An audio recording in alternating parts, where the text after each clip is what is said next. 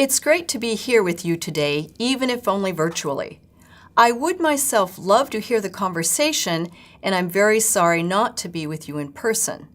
My remarks today are intended to give you a framework for what it would take for funding agencies, ministries, and research institutions to successfully implement policies aimed at integrating gender analysis into research.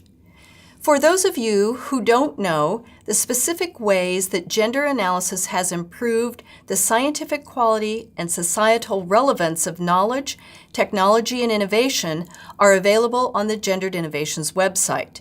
The EC, collaborating with Stanford and the NSF, produced 23 case studies detailing how gender analysis drives discovery, innovation, and sustainability. I won't go into that here. Let me give you a measure of the importance of integrating sex and gender into research design. Doing research wrong costs lives and money. 10 drugs were recently withdrawn from the U.S. market because of life-threatening health effects. 8 of those pose greater threats for women. Not only did these drugs cost billions of euros to develop, but when they fail, they cause death and human suffering. We can't afford to get it wrong. Doing research right saves lives and money. An analysis of the U.S. Women's Health Initiative hormone trial, a large government-funded trial done in the U.S. in the 1990s, found that for every dollar spent, $140 were returned. The study also saved lives. 76,000 fewer cases of cardiovascular disease, 126,000 fewer breast cancers, 145,000 more quality-adjusted life years, and while most of the results were positive, the analysis did find 263,000 more osteoporotic fractures. Our topic today is policy and what it would take to mainstream gender analysis into science and technology. Policy is one driver of innovation and can help encourage scientists and engineers integrate gender analysis into their research. Interlocking policy needs to address granting agencies, ministries, research organizations that include universities and their hiring committees, editors of peer-reviewed journals, industry leaders, and educators. I begin with granting agencies and ministries and research institutions. Anne has just presented the results of the GenderNet online survey. Gathering this information and networking program officers involved in this work is important, and I understand that a detailed report with a comparative analysis of national initiatives will follow, and that this report will offer recommendations for future joint developments.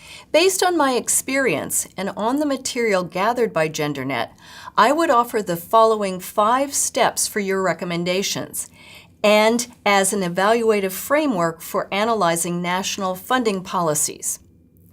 So step 1, the call for proposals.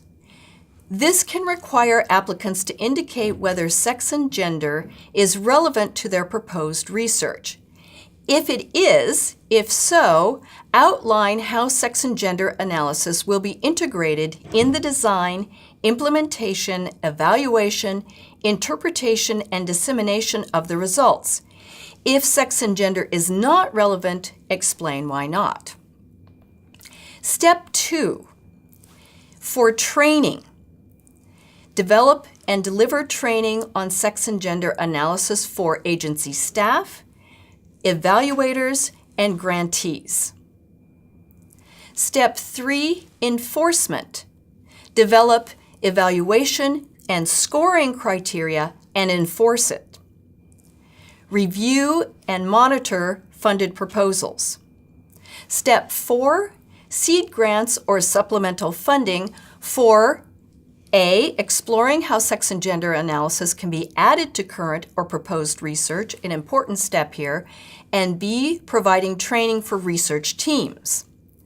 And step 5, an organization needs an office or an officer coordinating these efforts throughout the entire organization.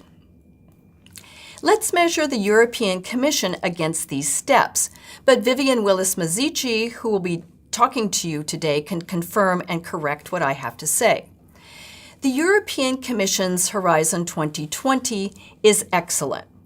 The Commission states, integrating gender and sex analysis in research and innovation content helps improve the scientific quality and societal relevance of the produced knowledge, technology, and innovation. In the proposal template, under Concepts and Approach, the applicants are asked, where relevant, to describe how sex and gender analysis is taken into account in the project's content. It's also excellent that the Commission supports a project such as GenderNet that directly involves national-level research policymakers who can work together on similar policies in their countries. The EC identified 137 areas of science and technology where gender analysis can benefit research, including computer hardware and architecture, nanotechnology, oceanography, geosciences, organic chemistry, aeronautics, space medicine, biodiversity, ecology, biophysics, among others. So that's a first step. It's important, however, that each funding cycle include the requirement that gender analysis be designed into research. There is concern that gender is not sufficiently and strongly enough incorporated into the work program texts for 2016-17. Although higher-level Horizon 2020 documents contain the desired statement, a clear and more specific inclusion in work program texts will be crucial. I know that the Commission, through the advisory group on gender, created in the framework of Horizon 2020, is working on this. This is something that the GenderNet project can help make happen. Step 2, training for agency staff, evaluators, and grantees. Few researchers in the natural sciences and engineering know how to do sex and gender analysis. It is not part of their PhD training at universities, so people of our generation don't know how to do this. This year, the EC will provide trainings for its staff and scientific officers. Ineke Klinge, a Gendered Innovations co-director and chair of the Gender Advisory Group, will be doing that, and I'll let Vivian give you details on that. But there also needs to be training for grant evaluators as outlined in Horizon 2020. Horizon 2020 states that expertise and professional experience on gender should be documented, and that Commission scientific officers should inform the evaluators how to address gender issues. This is important, and I know this is one of the goals of the advisory group on gender, and I would like to hear what concrete steps are being made to train this advisory group and how they pass that training on to grant evaluators. This type of training is also important at the national level, as the GenderNet compendium shows. Several funding agencies and other national organizations are starting to do this, but not yet sufficiently. I understand it will be one of GenderNet's next tasks to prepare guidelines for reviewers, and this is a very good development. There should also be training for PIs. I think the EC missed an opportunity to do large, prestigious trainings for researchers who intend to apply for grants. Advancing the knowledge of PIs in the area of gender analysis will enhance discovery and innovation, and this should also be carried out at a national level, and universities can also be involved. We come now to Step 3, enforcement. I am not aware that the EC or ERC has developed scoring criteria for sex and gender analysis in grants. I don't know if the EC has implemented reviewing and monitoring of funded proposals for sex and gender analysis. This will be important. Again, it's also key for national level initiatives. Now we come to Step 4, seed grants or supplemental funding for A, exploring how sex and gender analysis can be added to current or proposed research, and B, supplemental funding for providing training for research teams. In the U.S., universities strategically offer seed grants for innovation in many fields. At Stanford, we do this for sex and gender research in the medical school. We offer PIs a bit more money to investigate the sex or gender dimension of their research. It's a carrot and not a stick. Seed grants are not part of Horizon 2020, but Horizon 2020 does include eligible costs that support, and as I understand it, and again, Vivian can correct me, I believe that these eligible costs support 1, a special work package for exploring sex and gender, and 2, gender training for a consortium. This should be advertised. I think researchers are not aware of these available funds. And these eligible costs mean that PIs and consortia can request funds beyond the usual money allocated to lab equipment and personnel in order to explore the sex and gender aspects of their project. The aim is to help researchers to further develop and share gender expertise in relation to funded projects. Funds can also be used to fund training consortia. Now let me pull out to an international frame. What are your competitors or possibly collaborators doing? Some of them are included in the GenderNet survey, and I will comment on a few other North American initiatives. Now let's go to our website. All the information I'm going to give you now is on the Gendered Innovation website on our policy page. So we go to the policy portal and then start with major granting agencies. And I want to go first to the NIH. The newest developments is that the National Institutes of Health is requiring sex analysis in all basic preclinical research, i.e. research in cells, tissues, and animals. As you know, in 1993, a U.S. law required that women and minorities be included in clinical trials. This law did not apply to preclinical research, but now sex inclusion is required. And this is a new term, sex inclusion. Experiments with mice, for example, may include females and males. And here you see their 4 points. First is to require applicants to report their plans for the balance of male and female cells and animals in preclinical studies. Second is develop and deliver training on experimental design and analysis for NIH staff, trainees, and grantees. Third, work with grant reviewers to enforce requirements for applicants. And 4, encourage publishers to promote rigorous reporting of sex and gender analysis. Importantly, NIH is already funding this work. In September 2014, NIH made available $10.1 million in supplemental funding. These are like seed grants to explore the effects of sex in preclinical and clinical studies.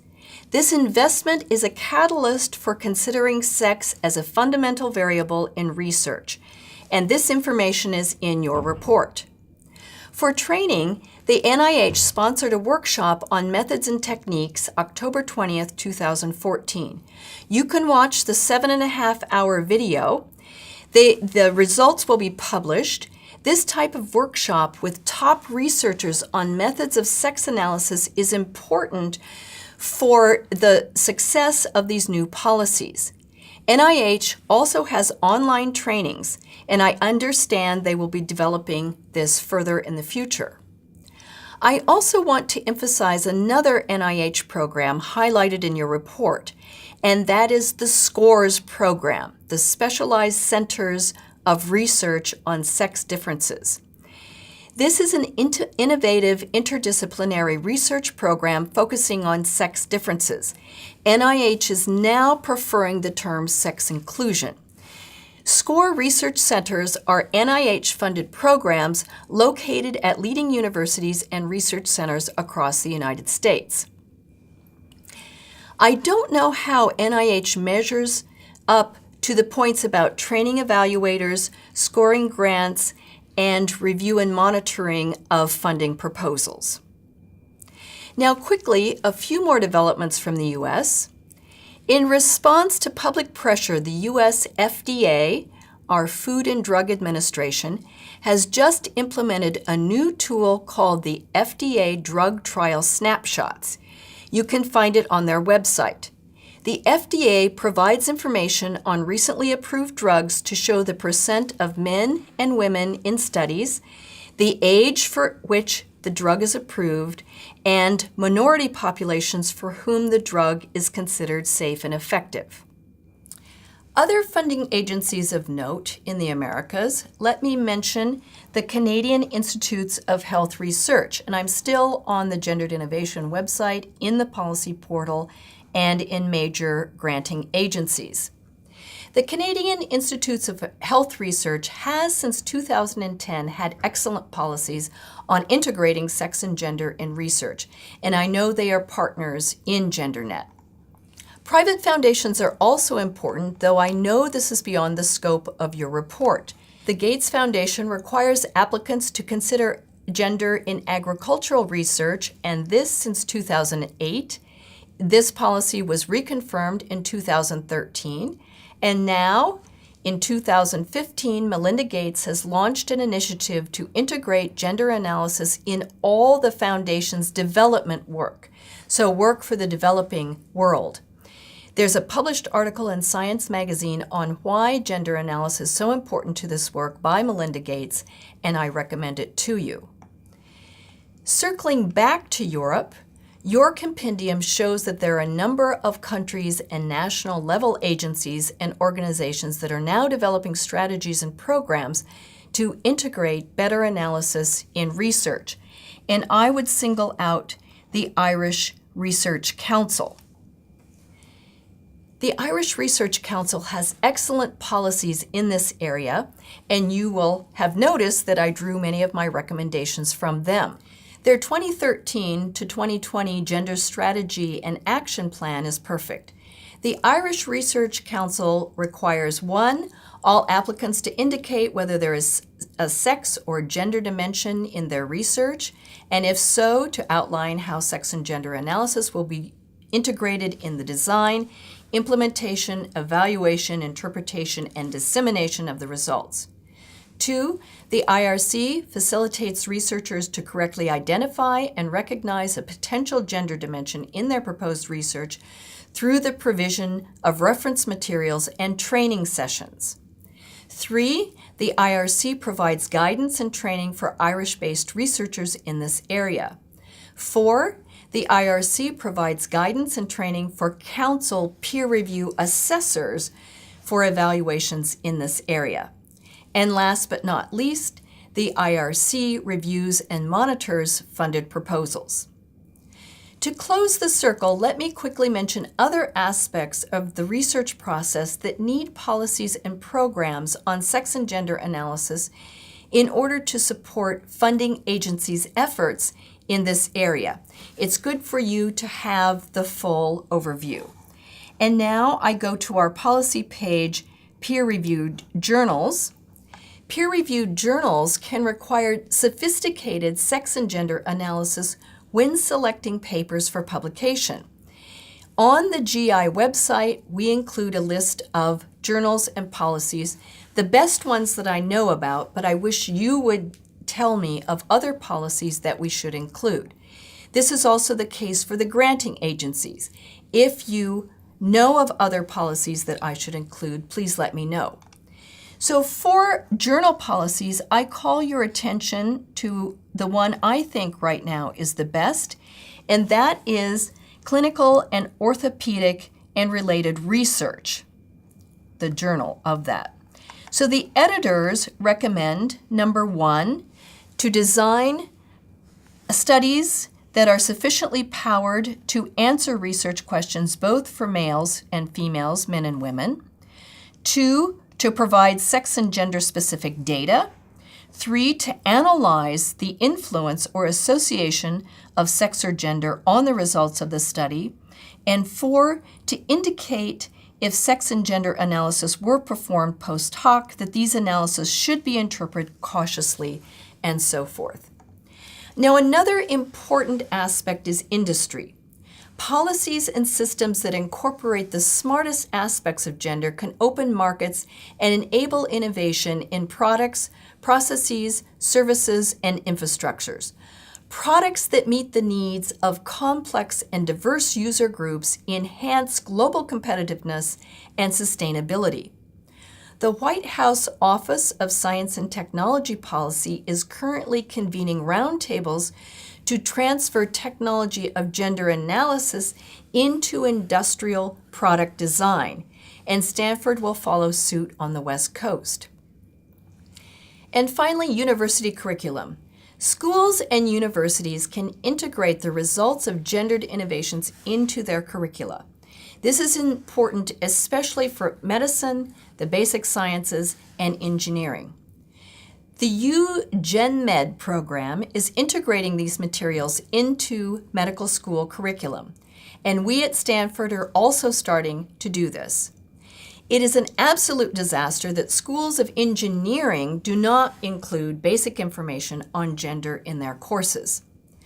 I know GenderNet will be reporting on university curriculum developed in Europe in a future task.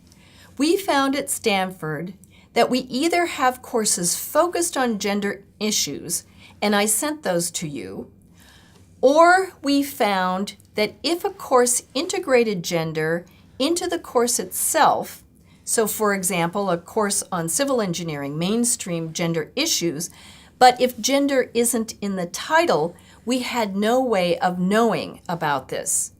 Mainstreaming gender issues into courses in the natural sciences, medicine, and engineering is one of the goals that I have and that I think GenderNet needs to have. Many courses in the humanities and social sciences in the U.S. already do this kind of mainstreaming, but again, if it's not in the title, it's hard to know. Innovation is what makes the world tick. GenderNet's work here is crucial to tapping into the power of gender to drive innovation. Thank you.